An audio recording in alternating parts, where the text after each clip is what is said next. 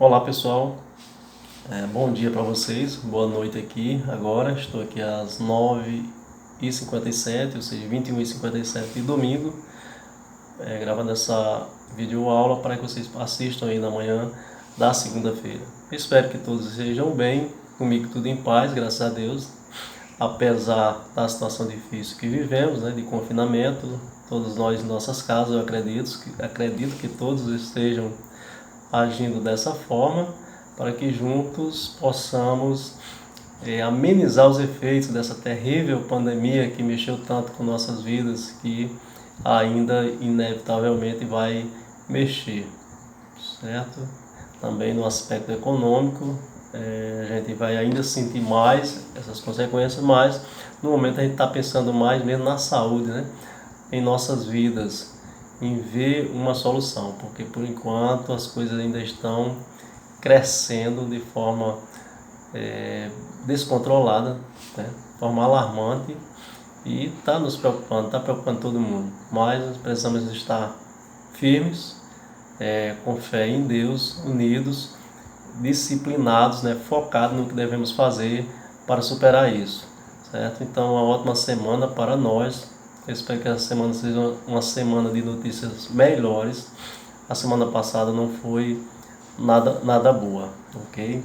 Se a gente estivesse aí na sala física, hoje seria nossa avaliação. A avaliação fica suspensa. Vamos ver o que acontece nos próximos dias. Se voltarmos logo, nós faremos a avaliação aí presencial. Se não, aí nós vamos bolar uma outra forma, via EAD mesmo, via plataforma, para que a gente faça a avaliação. Não se preocupe que o assunto é aquele mesmo, o que eu passei e revisei com vocês. E passei para vocês, vocês anotaram os pontos ali, o que seria, não só o assunto, mas o que seria mais cobrado dentro do assunto. Então é aquilo, não vai fugir do que nós combinamos, ok? E aqui eu parabenizo todos os alunos e alunas da Unifique, não só a turma de vocês, mas todos vocês, que vocês protagonizaram algo assim que até me emocionou e me deixou muito orgulhoso. Vocês tomaram a frente de forma responsável, no sentido de que as aulas presenciais fossem realmente paralisadas, né? Vocês perceberam ali que não era momento para arriscar, que o mais prudente no momento seria a gente se isolar mesmo, passar por esse isolamento social, para que num futuro bem mais próximo, ou seja, num período bem menor, a gente possa superar essa situação dramática. Então, parabéns mesmo, né? Gostei de ver ali todos unidos e decidindo realmente, e não decidindo naquele oba-oba, mas sabendo o que estava fazendo. Ali não tinha como perdurar aquela situação de aulas, né? Um dia mais, 2 ou 3, e essa decisão ia ser tomada, né? E vocês anteciparam, na realidade foram os alunos que acabaram influenciando a que a decisão fosse mais rápida. Uma decisão que também ia sair de qualquer forma, porque o nosso coordenador, o nosso diretor iam perceber que isso que não poderia ser daquela forma, né? Eles já estavam percebendo, mas as coisas não se resolvem assim de imediato, porque é preciso conversar e decidir. Mas foi bonito os alunos chegarem ali e juntos, ali, unidos, de mãos dadas, dizer, olha, a gente vai ter que parar. E não tinha como discordar, né? A coordenação, a direção, prudente como acatou. Então, era o melhor que poderíamos fazer, certo? Então, vamos ao nosso trabalho. Vou gravar a aula em 3 partes. Nessa primeira parte, vou fazer uma retomada ao que a gente viu na aula anterior, ou nas aulas anteriores, para que a gente se situe direitinho no assunto estudado e possa introduzir esse novo assunto. Essa primeira parte de aula, que é mais introdutória, é mais essa transição do que a gente já viu para o que vai ver, não tem uma atividade específica sobre o que vamos falar aqui nesses primeiros 20 minutos. Já nas 2 partes seguintes, na segunda e na terceira, para cada parte vocês têm uma atividade que desde hoje já está disponível aí na plataforma, ok? Essas atividades consistem em fóruns, onde, por exemplo, na segunda parte, vou explanar para vocês aqui por videoaula a questão um assunto denominado, o tema denominado reproposição da distinção entre dois tipos de imperativos, né? Da norma jurídica, norma regra, e da ordem. Então a norma e a ordem são imperativos. A doutrina traz toda uma distinção entre norma e ordem. Norberto Bobbio, seguindo essa linha já dos 8 tipos de imperativo jurídico, então ele passa a se dedicar a essa distinção entre norma e ordem, certo? E faz um diálogo com outras doutrinas, os doutrinadores, e aí se faz o que ele denomina de uma nova proposta, né? Uma reproposição dessa distinção. Nós vamos procurar entender isso. Após explanar o assunto, nós passamos ao fórum. No fórum, eu pego lá um texto lá do assunto, faço uma contextualização, lanço perguntas ou questionamentos. E aí no fórum é bem interessante, porque o que vocês vão fazer no fórum? Cada aluno vai comentar esse contexto colocado ali por mim. Vai comentar respondendo as perguntas ali lançadas. E aí, cada comentário não vai esgotar o assunto, não vai responder tudo que está ali, mas você responde em parte. O outro colega responde ali em parte. E quando toda a turma responder, nós temos respostas que contemplarão tudo o que foi perguntado. E além de vocês comentarem respondendo, vocês vão também participar de uma segunda forma, que é escolhendo o comentário de um colega, e aí vocês vão discorrer sobre esse comentário do colega.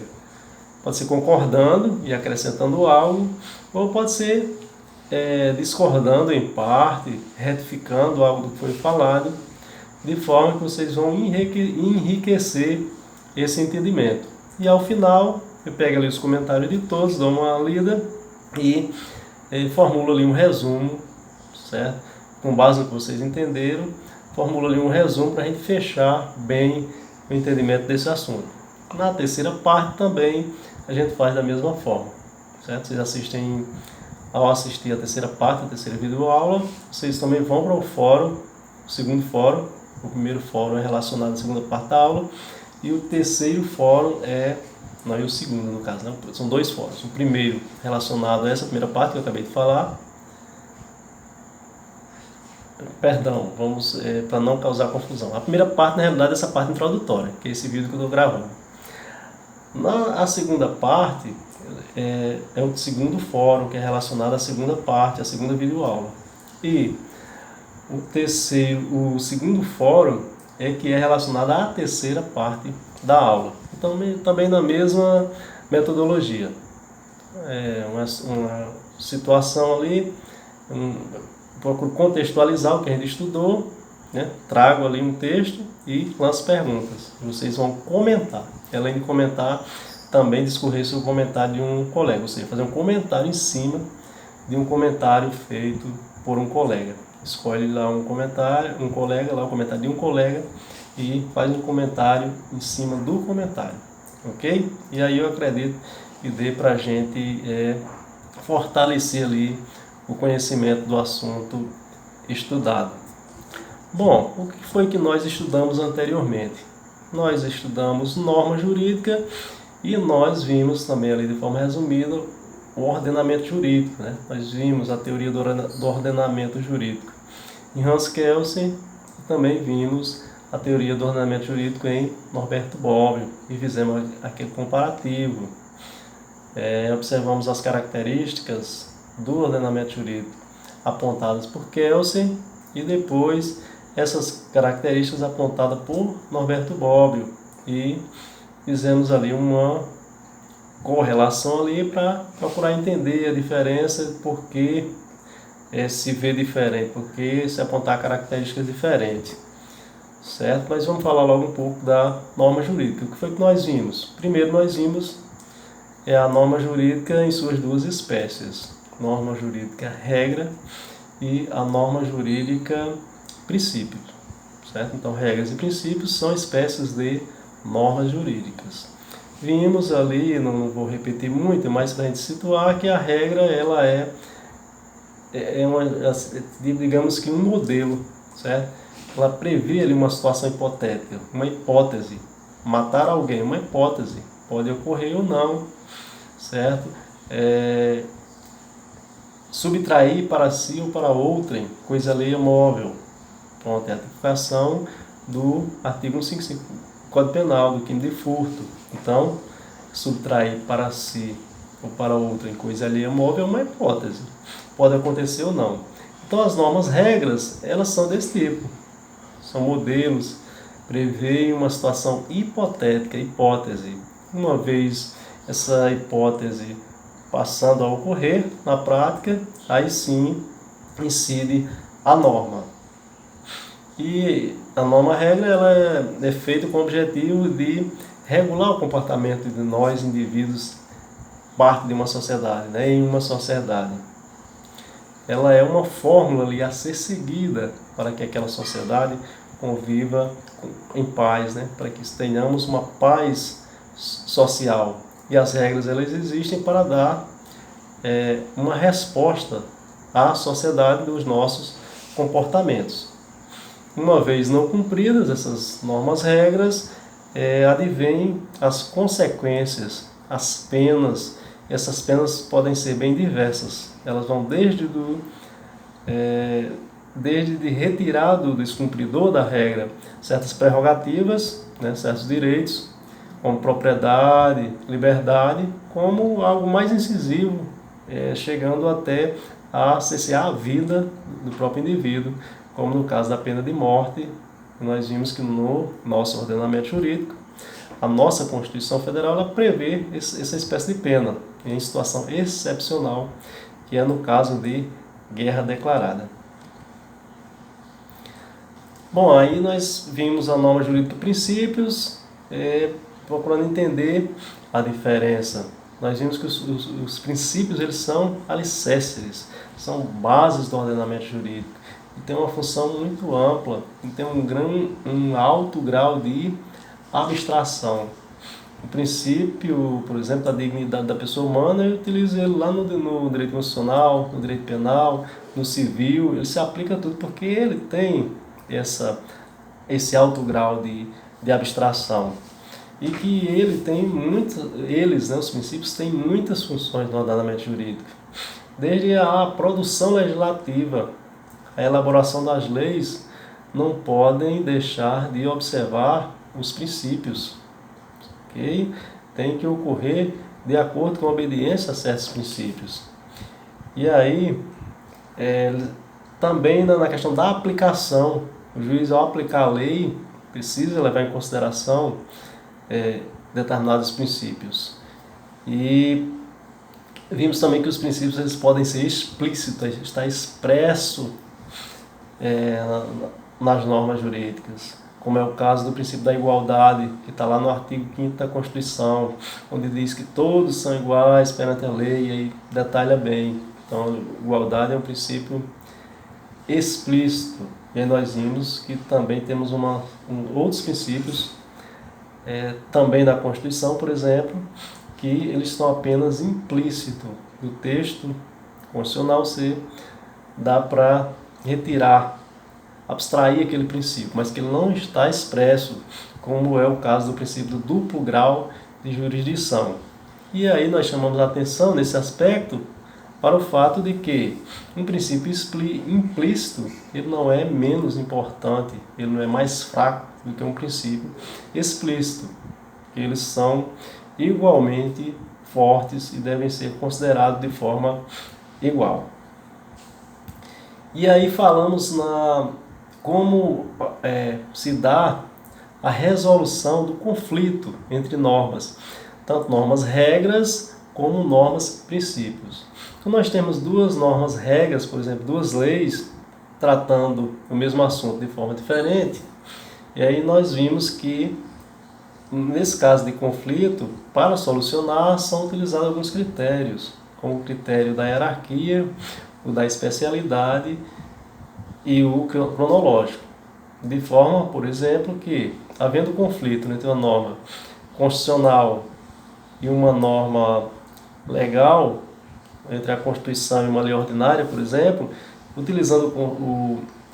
utilizando para resolver esse conflito o princípio hierárquico, vai prevalecer a norma constitucional e a lei ela não prevalece, ou seja, a preferência é a utilização da norma hierarquicamente superior. E assim, cada princípio tem uma lógica de se resolver, de forma que aplica-se uma norma, uma das normas regras, e exclui a outra norma regra. A gente viu com os princípios, com o conflito entre princípios, a resolução se dá de forma diferente. Não dá por utilização, não ocorre pela utilização desses princípios, e sim pela ponderação de interesses. Quando nós temos, por exemplo, um conflito entre a questão do direito da privacidade e temos de outro lado em relação ao direito da imprensa divulgar um determinado fato, uma determinada situação. Por exemplo, um político de renome é preso, ele alega ali a questão do seu direito de intimidade, de não ter exposto ali para o povo determinadas situações, determinados acontecimentos. E a imprensa alega ali um direito de imprensa, de divulgar aqueles fatos para a sociedade. Nesse caso aí, não são regras ali que estão uma contra a outra, mas são, de certa forma, princípios. E então, como é que se resolve aí? Você não exclui um princípio em detrimento do outro, mas analisando ali o caso concreto, faz ali um sopesamento, ok? Os pratos da balança são sopesados ali de forma a se chegar a um consenso, naquele caso concreto, qual princípio deve ser utilizado, de forma que, utilizando um princípio, não excluir o outro. Pode ser que, num outro caso semelhante, prisão também de um político, se decida de forma diferente. O sopesamento se dê de forma a levar ao entendimento que, naquele outro caso, seja privilegiado o princípio da preservação da intimidade, ok? Enquanto que no anterior, não, achou que deveria se divulgar, que deveria se privilegiar o direito da imprensa divulgar, porque no conflito entre princípios há esse sopesamento e, conforme no caso concreto, é que se opta pela prevalência de um princípio ou do outro. Bom, a gente viu algumas características das normas jurídicas. E aí a gente separou duas para ver com mais detalhes mais à frente. A gente viu primeiro que as normas jurídicas elas são exteriores, certo? Não é algo interno a nós, é algo exterior que nos impõe algo a ser obedecido. Nós vimos que elas são heterônomas, diferente das normas da moral, em que elas são autônomas, que está em nós mesmos ali, ou seja, nós nos autopoliciamos, nós nos policiamos de forma a controlar a gente mesmo a não fazer determinada coisa ou a fazer determinada coisa. Enquanto que no caso da norma jurídica não, é algo externo, uma norma jurídica de fora que vem nos impor determinado comportamento. E aí também outra característica que vimos foi a questão da coercibilidade, de forma que as normas jurídicas elas não são impostas de forma coercitiva pelo Estado. Independe de a gente querer ou não fazer ou deixar de fazer alguma coisa. A norma jurídica ela vem nos impor isso. E também a questão da característica da bilateralidade. Nós vimos que uma norma, nós temos na aplicação da norma ali, nós temos sempre duas partes, a bilateralidade. Por exemplo, no meu direito de propriedade, eu tenho a propriedade do meu veículo. Alguém tem o dever jurídico de obedecer a esse direito. Eu tenho o dever jurídico de não interferir nesse meu direito de propriedade. E quando se alguém interfere, eu tenho um direito objetivo de proteção, um direito subjetivo, né? Tenho um direito subjetivo de proteção a esse meu direito. Então, essa bilateralidade, dever jurídico de uma parte e direito subjetivo de outra. E aí, nós fizemos uma pausazinha ali para falar do ordenamento jurídico, utilizamos a pirâmide de Kelsen, para, primeiro, sobre os ensinamentos de Hans Kelsen, a gente entender que para ele o ordenamento jurídico consiste no escalonamento de normas, que de cima para baixo, na sequência nós temos, na parte de cima, nós temos a norma fundamental, que ele denominou de norma fundamental, a Constituição Federal, e a gente até viu que hoje nós não podemos falar apenas Constituição Federal, mas o bloco de constitucionalidade, porque outras normas estão ali no mesmo patamar. E aí, descendo, nós temos as normas supralegais, as leis ordinárias complementares e aí os decretos, e na base da pirâmide, ou seja, na parte mais inferior, nós temos atos da administração, como resoluções, portarias, instruções e normativas. E aí nós fechamos com uma frase para fixar as características do ordenamento jurídico apontada por Hans Kelsen. A frase era a seguinte: o direito é um sistema hierárquico, coerente e completo de normas jurídicas. Ou seja, para Hans Kelsen, o ordenamento jurídico ele tem como principais características a hierarquia, a coerência e a completude.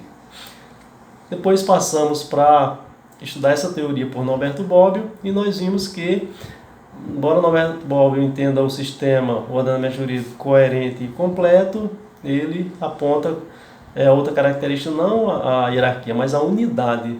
Ele diz que, embora exista realmente essa hierarquia de normas mostrada por Hans Kelsen, mas o objetivo ali não é do sistema ser hierárquico, é do sistema se completar. É de uma norma inferior buscar na norma superior o seu fundamento, de forma que não é possível a elaboração de lei ordinária onde não haja uma Constituição e nem a publicação de um decreto regulamentar se não existe uma lei. Porque o decreto regulamentar, por exemplo, busca o fundamento na lei. Ele está ali para explicar, para detalhar melhor determinada lei. Ok? Então, a diferença é essa em relação às teorias do ordenamento jurídico por Hans Kelsen e por Norberto Bobbio. Para Norberto Bobbio, ele é um sistema unitário, né, único, coerente e completo. E aí nós retornamos aquelas características, duas características que a gente mostrou que precisava falar mais delas, que é da abstração e da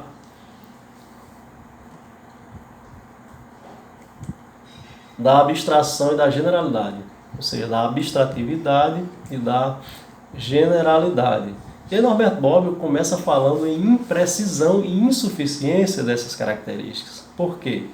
Ele aponta que a doutrina associava essas características a todo tipo de norma jurídica. E aí ele via que não era bem assim. Nem todas as normas jurídicas, nem todos os imperativos jurídicos eram dotados dessas características, da abstração e da generalidade. Nem todos eram gerais e abstratas. Que é claro que a maioria das normas eram gerais e abstratas, mas existiam, ele mostra que no ordenamento jurídico nós podemos visualizar 8 tipos de imperativos jurídicos, ou seja, de normas jurídicas, e nem todas são gerais e abstratas. Ele fala de imprecisão. Imprecisão por quê? Por não ficar claro se esses termos, abstratividade e generalidade, eles são utilizados como sinônimos ou com significados diferentes. A doutrina se perdia. Ora tratava como sinônimos, ora como termos com significados diferentes. E falava de insuficiência exatamente por quê? Porque os 8 tipos de imperativos jurídicos não são imperativos gerais e abstratos. Apenas alguns desses têm essas características da generalidade e da abstração. Ou seja, insuficiência porque essas características não abrangem todo o campo dos atos jurídicos.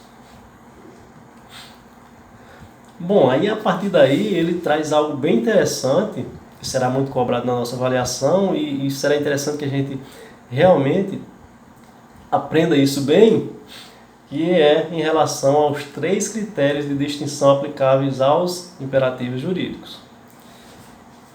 E a gente trabalha lá com proposições prescritivas. Proposições prescritivas, porque essas proposições prescritivas podem ser jurídicas ou não jurídicas. Podem ser normas jurídicas ou normas não jurídicas. Por exemplo, da moral e da religião também se encaixa. E ele diz que essas proposições, jurídicas ou não jurídicas, elas têm 3 critérios para distinção. E aponta como os critérios o sujeito ativo, o sujeito passivo e o objeto dessa proposição. E aí mostra que o sujeito ativo é o quê? É aquele que age e elabora a lei. É aquele do qual a proposição emana. E aí faz aí uma bipartição, de forma que o sujeito ativo ele pode ser uma coletividade, como por exemplo, Congresso, Parlamento, a Câmara, ou pode ser uma pessoa. E aí diz que, quanto ao sujeito ativo, a preposição ela pode ser, a proposição, seja norma jurídica ou norma não jurídica, ela pode ser coletiva ou pessoal. Se a norma é elaborada por uma coletividade, ela é uma prescrição coletiva.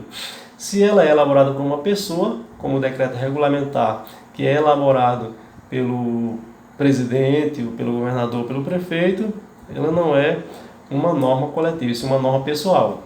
E aí parte para o segundo critério de distinção, que é o sujeito passivo. E aí mostra que o que é o sujeito passivo? É aquele ao qual as normas são dirigidas, certo? De tal forma que as normas nem sempre são dirigidas a toda a sociedade ou a todo um grupo social. Ou seja, que apenas essas normas que são dirigidas a todos é que são normas gerais. E aí tem aquela característica da generalidade. Mas existem normas que se dirigem a uma pessoa. E aí ela não recebe o nome de pessoal. Quando ela se dirige a uma pessoa, certo? Ela nesse caso, ela é uma prescrição individual. Aí de forma que faz essa diferenciação. Que quanto ao sujeito passivo, quanto ao sujeito ativo, aquele que elabora as leis, a norma pode ser uma prescrição coletiva ou pessoal, mas quanto ao sujeito passivo, que não é o que elabora a lei, mas aquele ao qual a lei se destina, a prescrição pode ser geral ou individual. Geral, quando a lei ou a proposição for destinada de forma geral a toda a sociedade ou a todo um grupo social. E individual, quando ela se direcionar a um indivíduo. E aí nós vimos todas as exemplificações dos tipos de norma jurídica, dos 8 tipos de imperativo jurídico. E aí vimos nesse caso aí que a norma quanto ao sujeito passivo é individual, no caso, por exemplo, de uma portaria que nomeia um servidor para o cargo. Aquela portaria, ou seja, aquela proposição, é uma prescrição individual, ela se dirige a um indivíduo. E aí vimos também que em relação ao objeto, e o objeto é o que prescreve a norma, o que prescreve a proposição prescritiva, os imperativos, ou as proposições jurídica ou não jurídica, podem ser abstratas ou concretas. Abstrata, quando ela tem como objeto, como ela descreve, uma ação que denomina ação tipo, uma ação abrangente. E ela é concreta quando ela descreve ali tem ali como objeto, ou seja, descreve ali uma ação, uma situação única, que uma vez realizada, aquela norma não mais se aplica. Bom, a partir daí dessas 3 bipartições, quanto ao sujeito ativo, a norma podendo ser uma prescrição coletiva ou pessoal, quanto ao sujeito passivo, podendo ser uma proposição, uma prescrição geral ou individual, e quanto ao objeto, podendo ser abstrata ou concreta, e aí ele constrói os 8 tipos de imperativos encontrados no ordenamento jurídico, E aí a gente viu e exercitou bem. Né? A partir dessas três bipartições é que surgem, que se constroem os imperativos, os 8 tipos de imperativo jurídico. Bom, e aí fica claro que abstração e generalidade, elas são insuficientes para caracterizar a norma jurídica, porque elas contemplam apenas alguns desses 8 tipos de imperativo jurídico, e não todas. Ok? Bom, então, a partir daí, dessas 3 bipartições e da construção desses 8 tipos de imperativo jurídico, a gente conclui essa parte descritiva, de descrever a norma jurídica, suas características, e passa a uma fase de valores, né, de valoração. E aí é o que nós vamos ver na segunda parte da aula, no sentido de valorar, ver que tipo de imperativo é norma, que tipo de imperativo é ordem, e o que serve para distinguir isso. Ok? Encerramos aqui e assistam a segunda parte.